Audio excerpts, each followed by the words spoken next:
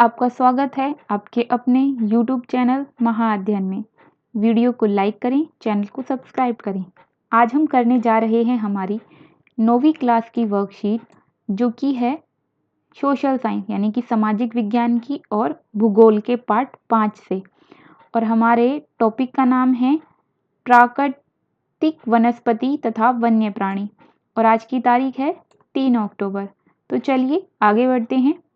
आपको याद ही होगा, हमने पिछली बार जो कुछ पढ़ा था वो इसी संदर्भ में पढ़ा था। हम पढ़ रहे थे प्राकृतिक वनस्पतियों के बारे में कि वो कितनी तरह की होती हैं, भारत में किन किन जगहों पे किस किस तरह की वनस्पति पाई जाती है। जिसमें मैं आपको याद दिलाती हूँ, हमने सुंदरवन के बारे में पढ़ा था, और इसके अलावा हमने पढ़ा था कि किस तरह के वन हैं, बहुत ज़्यादा वर्षा वाले वन, कितनी सेंटीमीटर की वर्षा होती है, ये सब हमने पढ़ा था कि कहाँ पर किस तरह के पेड़ पाए जाते हैं, किस तरह के जीव जंतु पाए जाते हैं, मतलब किस तरह की वनस्पति में किस तरह की ये सब चीज़ें होती हैं। तो फिलहाल हम आगे बढ़ते हैं और करते हैं अपनी वर्कशीट को।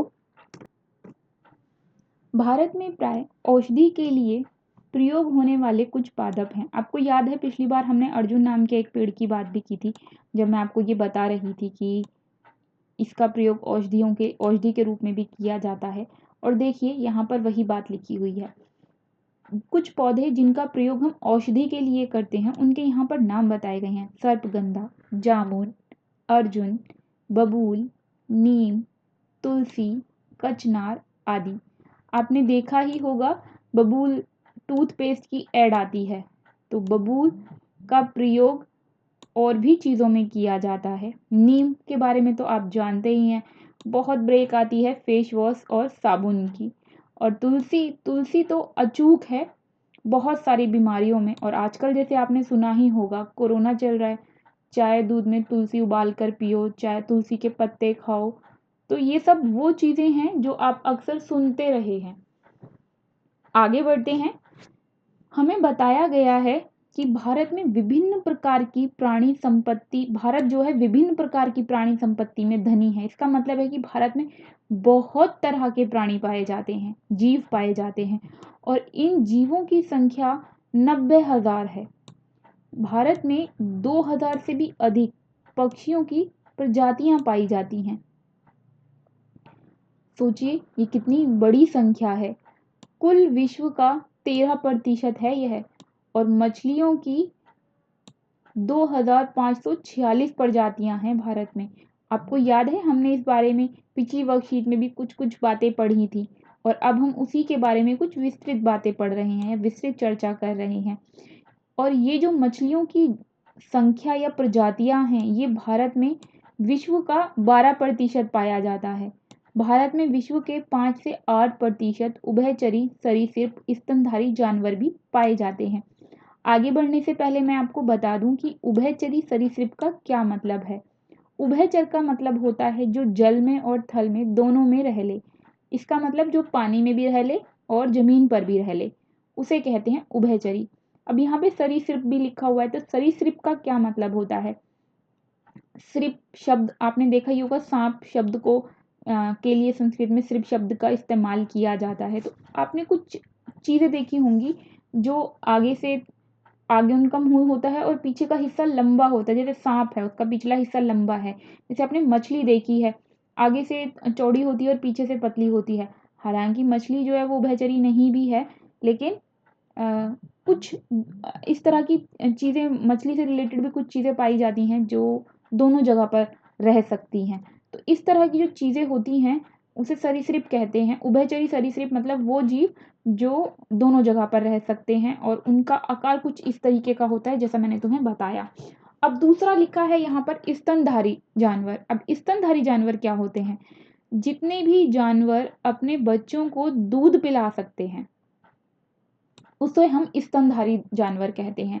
एग्जाम्पल देती हूँ मैं आपको। आपने सुना होगा कि मुर्गी देती है अंडे, और आपने वो अंडे देखे भी होंगे, हकीकत में नहीं तो टीवी में तो कंफर्म देखे होंगे। मुर्गी अपने बच्चों को दूध पिलाती है क्या, कभी आपने सुना है, कभी देखा है? तो आप कहेंगे नहीं, कभी भी नहीं।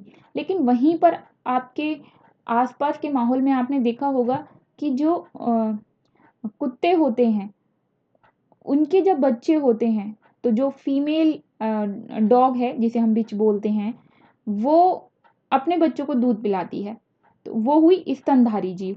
तो ऐसे जीव जो अपने बच्चों को दूध पिलाते हैं वो स्तनधारी जानवर कहलाते हैं।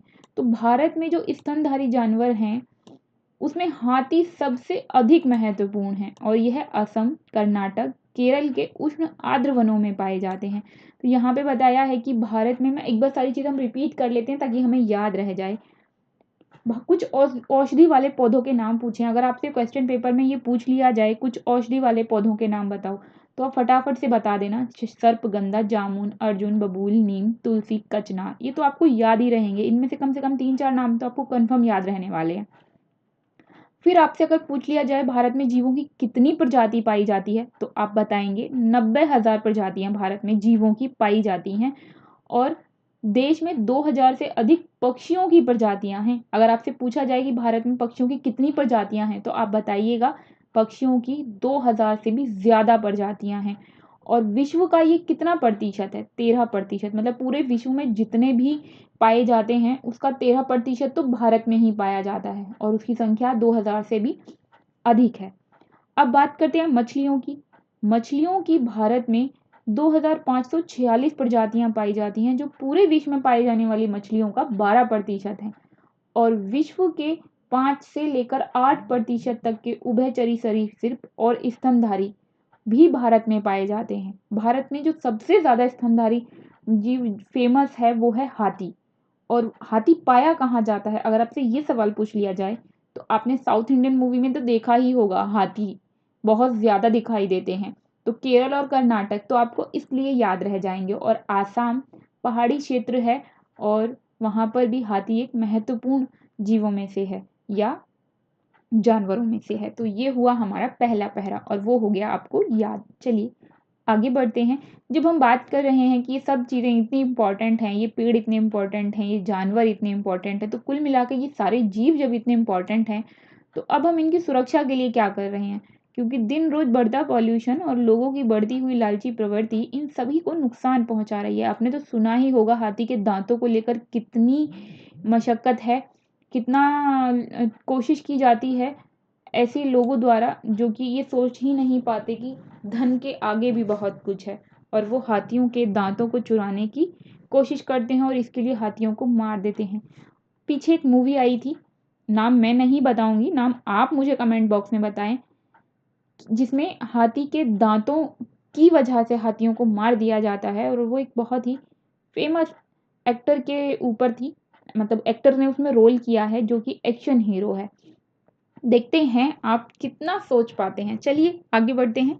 भारत विश्व का एक अकेला ऐसा देश है जहां शेर और बाघ दोनों पाए जाते हैं। देखिए कितनी महत्वपूर्ण जानकारी यहाँ दी गई है कि भारत में शेर और बाघ दोनों पाए जाते हैं। इसका मतलब अगर विश्व का अकेला देश भारत है तो इसका मतलब बाकी सब जगहों पे या तो शेर होता है या तो बाघ होता है, दोनों नहीं होते।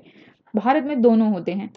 भारतीय शेरों का प्राकृतिक वास स्थल गुजरात में गिर जंगल है। अगर आपसे पूछ लिया जाए कि शेर कहाँ पाए जाते हैं भारत में, तो आप बता दीजिएगा गुजरात में गिर जंगलों में। जंगल गिर जो है ये नाम है, जंगलों का नाम गिर के नाम पर पड़ा है, तो गिर जंगलों में पाए जाते हैं। और बाघ कहाँ पाया जाता है ये पूछ लिया जाए तो बता दीजिएगा कि वो मध्य प्रदेश और झारखंड में और पश्चिमी बंगाल के सुंदरवन और हिमालय क्षेत्र पाया जाता है। तो बाघ के लिए हमें यहाँ पे 4-5 नाम बताए हैं जो आपको याद रखने हैं, और 4 ही है नाम, मध्य प्रदेश, झारखंड, पश्चिमी बंगाल के सुंदरवन और हिमालय क्षेत्रों में। अब बात करते हैं भारत के नदियों और झीलों तथा समुद्री क्षेत्रों में कछुए, मगरमच्छ और घड़ियाल पाए जाते हैं। तो कछुए आपको पता ही है, मगरमच्छ भी आपको पता ही है। घड़ियाल क्या होता है? घड़ियाल भी मगरमच्छ की तरह ही होता है, या ये कहें कि घड़ियाल मगरमच्छ की प्रजाति का एक ऐसा प्रतिनिधि है जो केवल भारत में पाया जाता है। तो घड़ियाल सिर्फ भारत में पाए जाते हैं और ये मगरमच्छ की प्रजाति के ही होते हैं, मतलब उसी की जाति के होते हैं। जाति के होने का क्या मतलब है? जैसे हम कहते हैं ना कि बिल्ली शेर की मौसी है, तो मतलब वो एक ही फैमिली के लोग हैं। वो आकार में फ़र्क है पर उनकी प्रवृत्तियाँ एक जैसी हैं। तो एक परिवार के होने की ही वजह से बिल्ली को शेर की मौसी कह दिया जाता है। इसी तरीके से मगरमच्छ और घड़ियाल एक ही प्रजाति के हैं या एक ही फैमिली के हैं। मैं उम्मीद करती हूँ ये बात आपको समझ आ गई होगी। आगे बढ़ते हैं। भारत में अनेक रंग बिरंगे पक्षी पाए जाते हैं, वो तो आपने देखे ही होंगे। मोर का रंग, बत्तख, तोता, मैना, सारस, कबूतर आदि कुछ सभी पक्षियों की प्रजातियां हैं जो देश के वनों तथा आर्द्र क्षेत्रों में पाई जाती हैं। और इन्हीं खूबसूरत पक्षियों में आपने और भी बहुत सारे पक्षी देखे होंगे जो बहुत कलरफुल होते हैं। अगर आप एक पल के लिए सोचे तो बहुत सारे पक्षी आपकी आंखों के आगे आ जाएंगे जो आपने देखे होंगे, और उनके कलर, सुंदर सुंदर कलर। तो आगे बढ़ें। बहुत से कीड़े मकोड़े फसलों, फलों, वृक्षों के परागण में मदद करते हैं और हानिकारक कीड़ों पर जैविक नियंत्रण करते हैं। प्रत्येक प्रजाति का पारिस्थितिकी तंत्र में योगदान है, अतः उनका संरक्षण अनिवार्य है। अब ये लास्ट में जो 2-3 लाइनें इन्होंने कह दी, ये बड़ी ही इंपॉर्टेंट बातें बता दी हैं। आपको याद होगा, आपने 8वीं क्लास में पढ़ा होगा, और अगर आपको नहीं भी याद है तो मैं आपको याद दिला देती हूँ। जो छोटे छोटे कीड़े मकोड़े होते हैं, जैसे तितलियाँ, बहुत सुंदर तितलियाँ होती हैं रंग बिरंगी, वो आपने देखी ही होंगी। मधुमक्खियाँ हैं, इसी तरह से और भी काफ़ी सारे कीड़े मकोड़े होते हैं जो एक फल पर बैठते हैं, वहाँ से रस लेते हैं या अपना खाना पीना लेते हैं, फिर दूसरे फल पर या फूल पर जाते हैं और फिर वहाँ पर अपना खाना पीना लेते हैं, खाते हैं, पीते हैं। दरअसल ये जो कीड़े मकोड़े एक फूल और फल से दूसरे फल और फूल पर जा रहे होते हैं, आपको पता ही होगा कि फल जो है, फल बनने से पहले फूल होता है, फूल से वो फल बनता है। तो ये जो कीड़े मकोड़े उड़कर एक जगह से दूसरी जगह पर जाते हैं, दरअसल ये हमारी फसलों में, फलों में और वृक्षों में, इन सभी की जब हम बात कर रहे हैं साझा रूप से, परागण में मदद करते हैं। मतलब उनकी प्रजाति को आगे बढ़ाने में मदद करते हैं। जनन प्रक्रिया जो होती है, परागण अपने आप में एक बड़ी प्रक्रिया है, जिसको आसान शब्दों में अगर मैं बोलूँ तो ये जनन में उनकी मदद करते हैं, यानी अपनी प्रजाति को बढ़ाने में उनकी मदद करते हैं। कीड़े मकोड़ों की वजह से ही ऐसा हो पाता है। और हानिकारक कीड़ों पर जैविक नियंत्रण रखते हैं। तो पशु, आपने देखा होगा जो पक्षी होते हैं वो बहुत सारे छोटे मोटे कीड़े मकोड़ों को खा लेते हैं, और कीड़े मकोड़े भी दूसरे कीड़े मकोड़ों को खा लेते हैं। तो इस तरीके से होता ये है कि हमारा पारिस्थितिकी तंत्र में बैलेंस रहता है। मतलब ना तो कोई चीज़ ज़रूरत से ज़्यादा हो पाती है, बढ़ पाती है, और ना ही वो कम रहती है।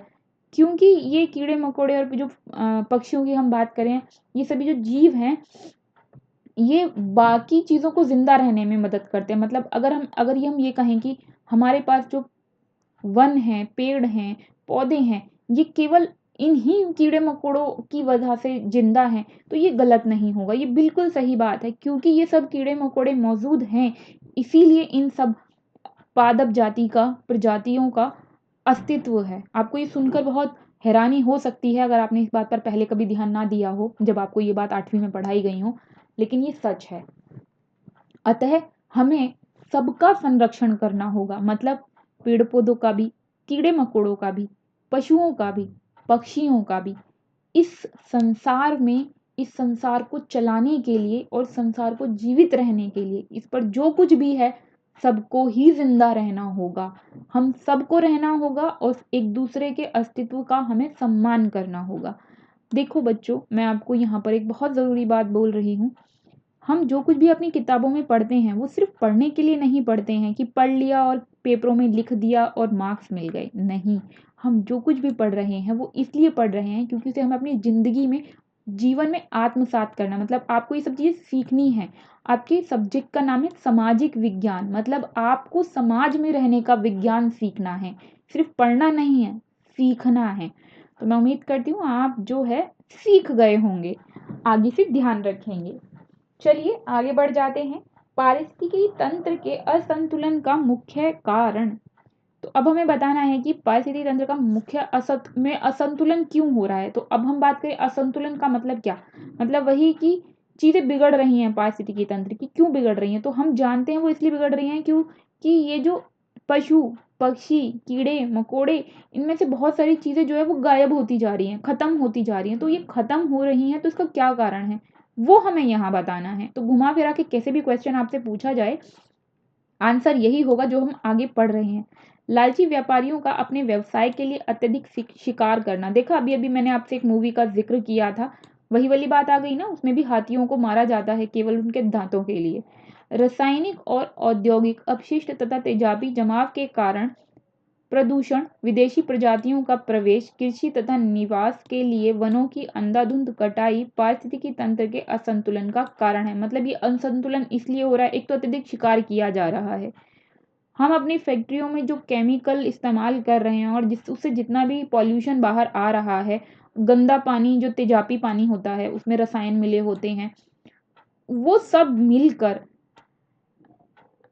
और जो हम कृषि में भी बहुत सारे उर्वरकों का इस्तेमाल करते हैं, उससे बहुत सारे जो कीड़े मकोड़े होते हैं वो हमेशा के लिए ही धीरे धीरे खत्म होते जा रहे हैं।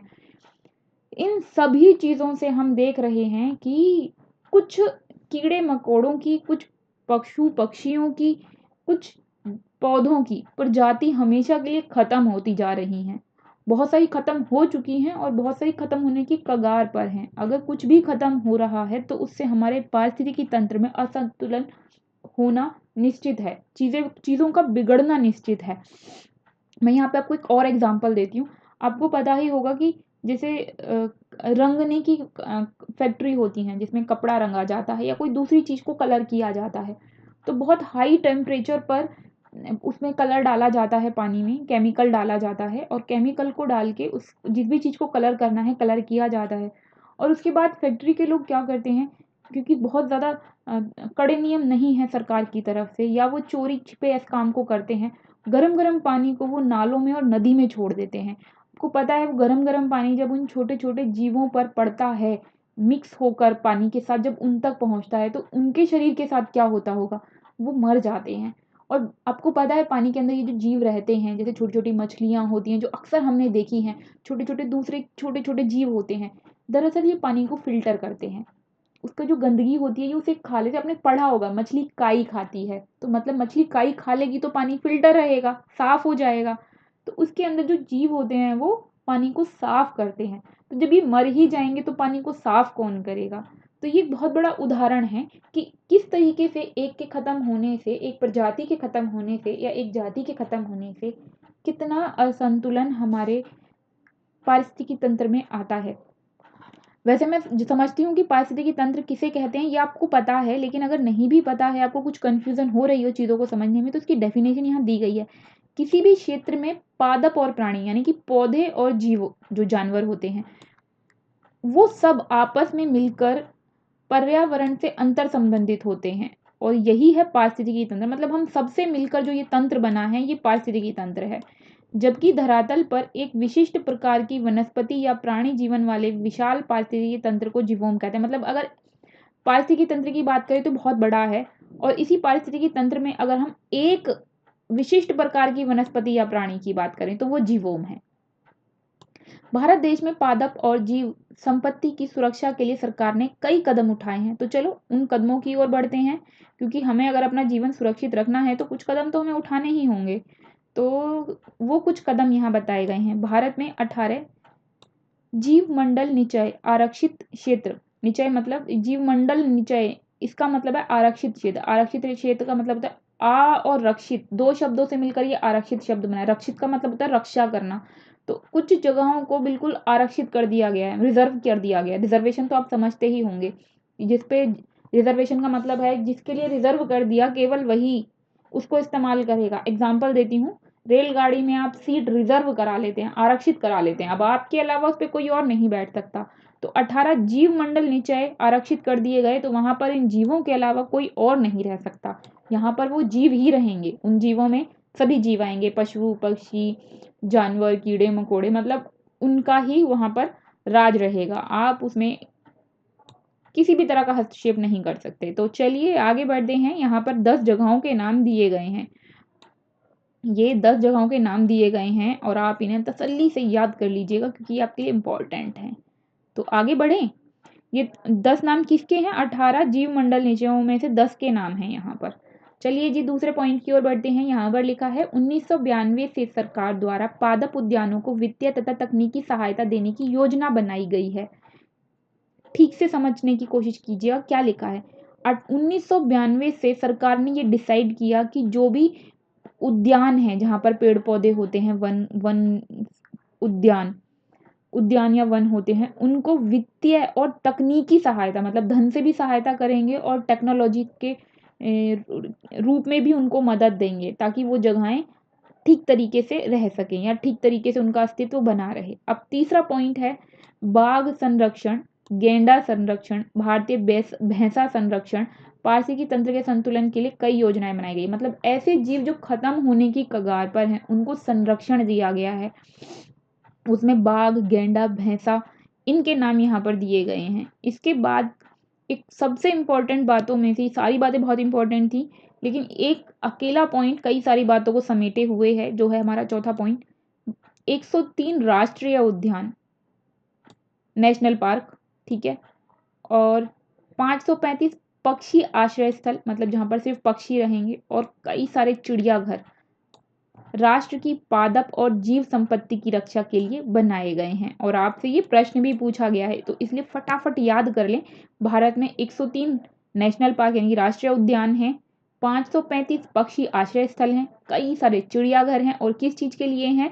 राष्ट्र की पादप यानी पौधों की और जीवों की पौधों और जीव रूपी जो संपत्ति हमें मिली है उसकी सुरक्षा के लिए, रक्षा के लिए। तो आज की वर्कशीट थी बहुत इंटरेस्टिंग, बहुत सारी नॉलेज देने वाली। तो ये नॉलेजेबल वर्कशीट जो है इसको फटाफट से अपने दिमाग में उतार कर आगे बढ़ते हैं हम प्रश्न उत्तरों की ओर। तो देखिए ये प्रश्न उत्तर, पारिस्थितिकी तंत्र से आप क्या समझते हैं? तो पारिस्थितिकी तंत्र से हम समझते हैं पादप और प्राणियों में आपस में अपने भौतिक पर्यावरण से अंतर संबंधित होते हैं। हमने अभी बात की ही थी कि जो भी पेड़ पौधे हैं, जितने भी जीव जंतु हैं, हम सब आपस में एक दूसरे से रिलेट करते हैं और हम सब मिलकर बनाते हैं पारिस्थितिकी तंत्र। आसान भाषा में मैंने आपको बताया, ये थोड़ी सी कठिन भाषा है पर आपको याद यही करनी है, कर लीजिएगा। अब दूसरे प्रश्न की ओर बढ़ते हैं। भारतीय जीव सुरक्षा अधिनियम कब बना था? 1972 में। और जीवों का संरक्षण क्यों अनिवार्य है? तो मैंने आपको बताया ही था, हम सभी मिलकर एक दूसरे के साथ जो कुछ भी जिस तरह से हम रह रहे हैं, चल रहे हैं, उसी वजह से हम सब जिंदा हैं। मतलब हम में से कोई भी गायब हो गया तो दिक्कत होगी। तो अब उसका उदाहरण हमने यहाँ पे दिया है, कीड़े मकोड़े फसलों, फलों और वृक्षों के परागकण में मदद करते हैं। तो एक उदाहरण देकर हमने अपनी बात को समझाने की कोशिश की है। अब चाहे तो उस उत्तर को और बड़ा भी कर सकते हैं। अब बढ़ते हैं हम अपने तीसरे प्रश्न की ओर। भारत सरकार द्वारा पादप और जीव संपत्ति की सुरक्षा के लिए उठाए गए प्रमुख कदम को बताना है। तो वहां पे हमने 3-4 कदम पढ़े ही थे और वो मैंने आपके लिए यहाँ लिख दिए हैं, आप इसे लिख लीजिएगा। और अब बढ़ते हैं हम चौथे प्रश्न की ओर।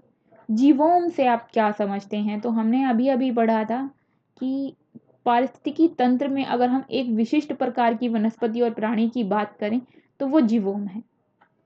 और जीवों और पक्षियों की सुरक्षा के लिए क्या क्या कदम उठा सकते हैं? आप प्रश्न को ध्यान से पढ़िए, हमसे पूछे कि हम क्या कदम उठा सकते हैं, तो उसका उत्तर है ये कि पक्षियों और अन्य जीवों की सुरक्षा के लिए हम अपने घरों की छतों पर या किसी अन्य उचित स्थान पर दाना, खाना और पानी की व्यवस्था कर सकते हैं, और वो भी अपनी क्षमता के अनुसार, जो जितना कर सकता है। दूसरा हम क्या कर सकते हैं? अगर हम पहला पॉइंट नहीं भी कर सके तो दूसरा तो हम जरूर ही कर सकते हैं।